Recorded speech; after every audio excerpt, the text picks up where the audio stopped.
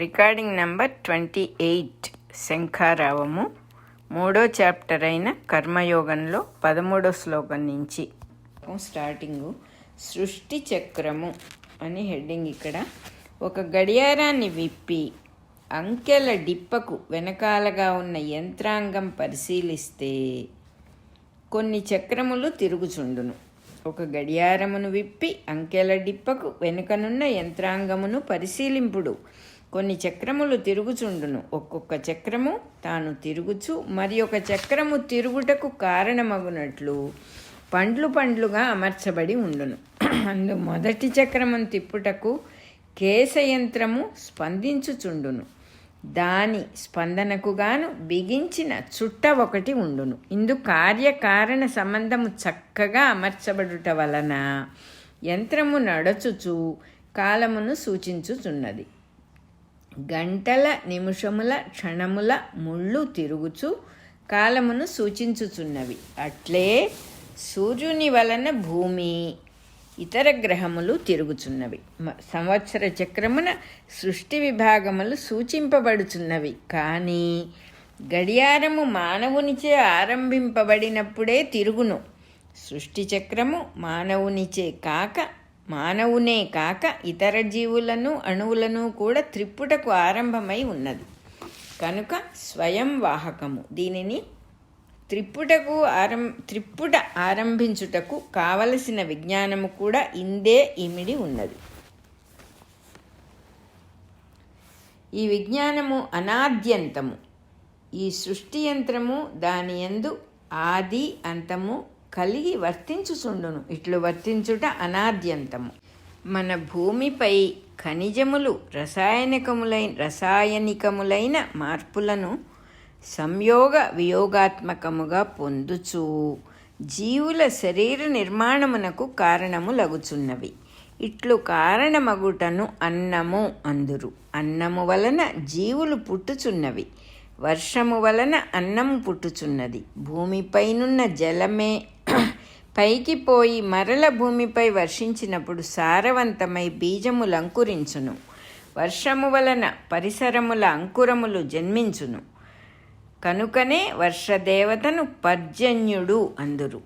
జలములు మేఘములై వర్షించుటకు కారణము యజ్ఞము అనగా వాయువు అగ్ని మున్నగు దేవతలు కలిసి చేయు నిష్కామ కర్మ. మన వలన వారికి ఏ ఉపయోగము లేకపోయినను దేవతలు తమ ధర్మములను ప్రవర్తింపచేసి వర్షమును ఉత్పాదించుచున్నారు. కనుక యజ్ఞము నుండి వర్షము పుట్టుచున్నది. ఈ యజ్ఞము కర్మ వలన కలుగుచున్నది. కర్మ అనగా సృష్టిలో దేవతలకు ప్రకృతిచే నియమించబడిన ప్రణాళిక లేక కార్యక్రమము. మానవుడు ఫలితము కోరి చేయునది లౌకిక కర్మ. సృష్టిలో జరుగునది విశ్వకర్మ. ఇది సృష్టికర్తయగు బ్రహ్మ నుండి పుట్టుచున్నది. బ్రహ్మ అనగా అణువును బ్రహ్మాండముగా విత్తనమును వృక్షముగా విస్తరించుకొనున్నట్లు చేయు సృష్టి దేవత. ఇతనినే కమలాసనుడు విచ్చుకొనుట తన నివాసముగా కలవాడు అందురు. ఇతని యందు కమలాసనుడు అనగా విచ్చుకొనుట తన నివాసముగా కలవాడు.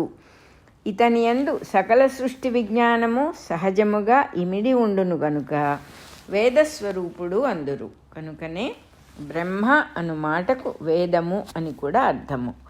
ఈ బ్రహ్మ నుండి సకల జీవరాశుల వరకు అణువుల వరకు గల సృష్టి వచ్చుచు పోవుచు ఉండును గనుక క్షరము లేక మార్పునకు గురి అగునది అని అర్థము. ఇది అక్షరము నుండి పుట్టుచున్నది. అక్షరమనగా మార్పులకు గురి కాని సర్వాంతర్యామి. దీనినే దేవుడని పరబ్రహ్మమనియు చెప్పుదురు. దీని నుండి అక్షరములుగా బ్రహ్మాది దేవతలు సృష్టియు కలిగి క్షరమగుచున్నారు. 13వ శ్లోకం అయిపోయింది. 14వ శ్లోకం స్టార్టింగు. మన నుండి అభిప్రాయములు పుట్టి వాక్యములుగా పదములుగా అక్షరములుగా దిగివచ్చుచున్న సంకల్పములు ఎట్లో ఇవియు అట్లే.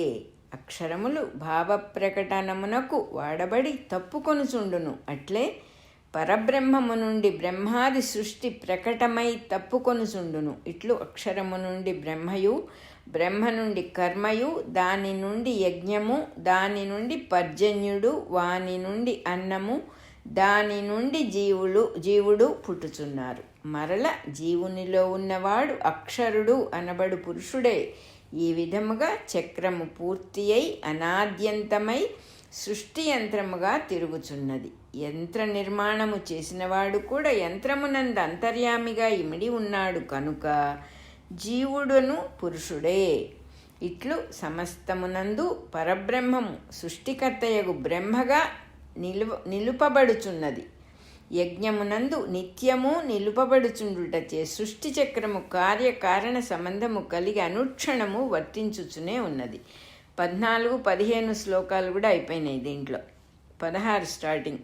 ఈ చక్రమును భావన చేసి పరిశీలించుట వలన లాభమేమి? జీవితమున మనమేమి చేయవలనో బోధపడుటయే లాభము.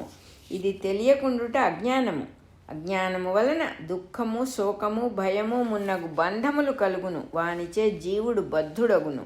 సృష్టి చక్రము దేనియందును బద్ధము కాక అనాద్యంతముగా తిరుగుచున్నది గనుక దానిననుసరించి ప్రవర్తించుట నేర్చినచో జీవునకు బంధ విమోచనము కలిగి స్వరూప ప్రాప్తి నిలబడును. కనుక మన నిత్య జీవన విధానమునందు ఈ చక్రము యొక్క ప్రవర్తనమును అనుసరించుట నేర్చుకొనవలెను. కారణము లేకయే ఈ చక్రము తిరుగుచున్నది కనుక కారణము లేకయే మనము జీవులకు అనుకూలములై దోహదము చేయు పనులయందు ప్రవర్తింపవలెను. సత్కర్మలాచరించుట ఈ చక్రమును అనుసరించుటయే అగును. పుణ్యము, మోక్షము మొదలగు లాభములను దృష్టిలో పెట్టుకుని ఆచరించినచో అవి సత్కర్మలు కాక దుష్కర్మలు అగును. అనగా ఫలితము మీద మనస్సును బంధించును. ఫలితము కోరక అనుసరించుట యజ్ఞార్థ కర్మ అగును. ఫలితము కోరి యజ్ఞము చేసినను ఈ చక్రమును అనుసరించుట జరుగక మనస్సునకు బంధమను పాపము అంటుకొనును. కనుక ఎవడి చక్రమును అనుసరించి ప్రవర్తింపడో అతని జీవితమే పాపమై ఇంద్రియ లోలత కలిగి మనస్సుగా వ్యర్థ జీవనము చేయును. 16 అయిపోయింది. ఆత్మతృప్తి అనేది 17వ శ్లోకం స్టార్టింగ్. కుతూహలము అను లక్షణము విచిత్రమైనది. అది వెలుగు వంటిది. ఏ రంగు దీపము నుండి దూరినప్పుడు ఆ రంగుతో కనిపించున్నది వెలుగు. ట్యూబులైట్ వెలుగు దాని రంగులోనూ, రంగు బల్బు వెలుగు ఆ రంగులోనూ ప్రకాశించును.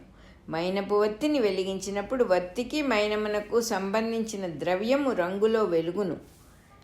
నూనె దీపము, నేతి దీపము వేర్వేరు రంగులలో వెలుగును. పరిశీలించినచో రంగులేని వెలుగు కంటికి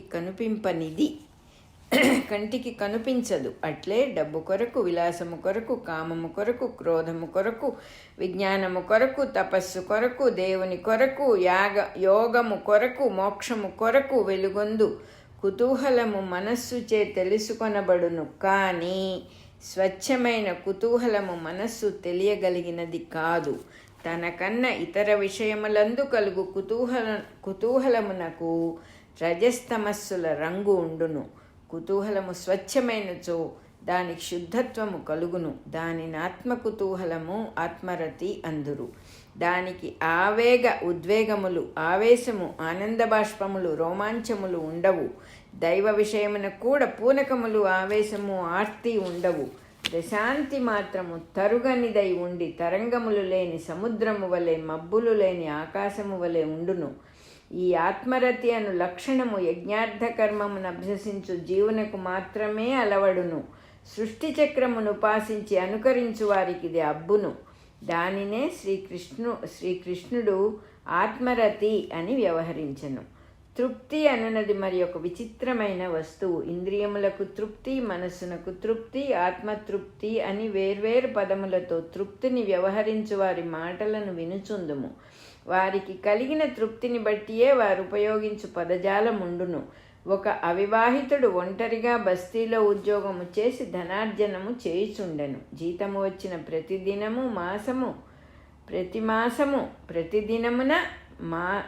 మాసము హోటలుకు పోయి హల్వా తినుచు సంతోషించుచుండెను. ఇది ఇంద్రియ తృప్తి. దీని వలన నిజమైన తృప్తి కలుగదు. మనస్సు తినవలనని అనుకున్నది, జిహ్వ రుచి చూచి కూలి పని చేసినది, పొట్ట తిన్నది. ఈ విధముగా కార్యాలయమున ముగ్గురికి ఐకమత్యము లేని చోట తృప్తి ఎవరికి కలుగును? కనుక ఇంద్రియ తృప్తికి ప్రయత్నించిన వానికి అసంతృప్తి, కోరిక, విషయములందు ఆసక్తి హెచ్చగుచుండును. కొంతకాలమునకు అవివాహితుడు వివాహము చేసుకొనెను. భార్య కాపురమునకు వచ్చెను. అతనికి హల్వాపై కలిగిన వ్యామోహము తగ్గి క్రమముగా భార్యపై వ్యామోహము హెచ్చెను. జీతము వచ్చినప్పుడల్లా భార్యకు చీర, చెప్పులు, పూలు, సుగంధ వస్తువులు మున్నగునవి తెచ్చుట మరిగెను. దీనిని మానసిక తృప్తి అందురు. హల్వా వలె జిహ్వకు రుచి అను ఇంద్రియ తృప్తి దీని యందు లేదు.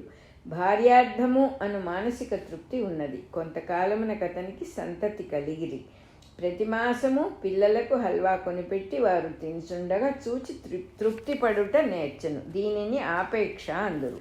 ఇది మానసిక తృప్తి కాక హృదయ తృప్తి. ఈ విధముగా తృప్తి కూడా రతి వలనే ఒక ఉపాధిని ఆశ్రయించుకొని లోకమున కనిపించును గాని స్వచ్ఛమైన తృప్తి సామాన్యముగా కనిపించదు. కనుకనే ఉపాధి దెబ్బతిన్నప్పుడు తృప్తికి బదులు దుఃఖము కలుగును. 17వ శ్లోకం కూడా అయిపోయింది. రికార్డింగ్ నెంబర్ 28 కూడా అయిపోయింది.